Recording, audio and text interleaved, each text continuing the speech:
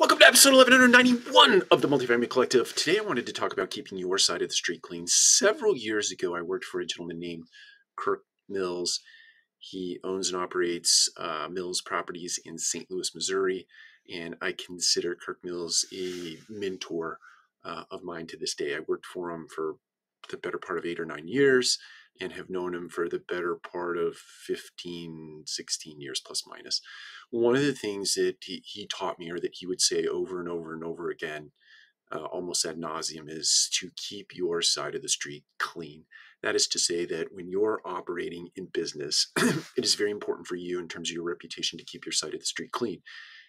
In fact, he at times would go above and beyond or overboard in terms of keeping his side of the street clean. And let's talk about a real world example uh, of keeping your side of the street clean. So at one point, let's say it was, I don't know, 17 years ago, 16 to 17 years ago, he was developing, converting apartments into condominiums in the DeBoliver neighborhood in St. Louis, right next to Forest Park, a very famous park in St. Louis, right by WashU or Washington University. So he's looking at a piece of land that is across the street from this DeBoliver neighborhood.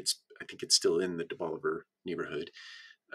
But it is a former retail establishment. So it's been vacated. There's a building there, parking lot. It's been overgrown. Landscape's overgrown. Kirk looks at the building, looks at the piece of land, decides that he wants to move forward in a transaction, has I think an EPA inspector come in and do some work, and discovered that there were some environmental conditions that Kirk didn't want to be responsible for cleaning up.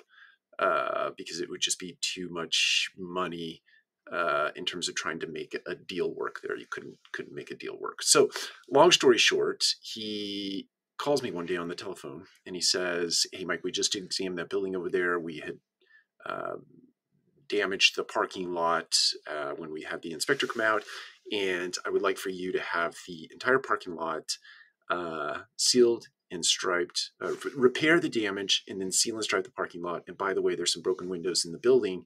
I want you to repair the broken windows in the building. Have them repaired."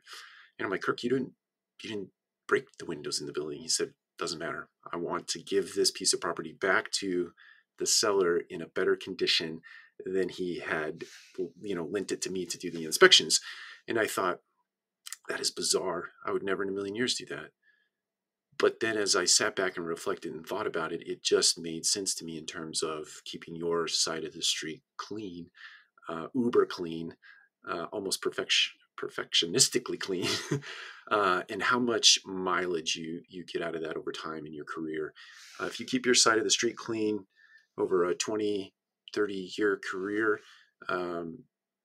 you will yield huge returns on that. So my encouragement to you today is always keep your side of the street clean. Take care. We'll talk to you again soon.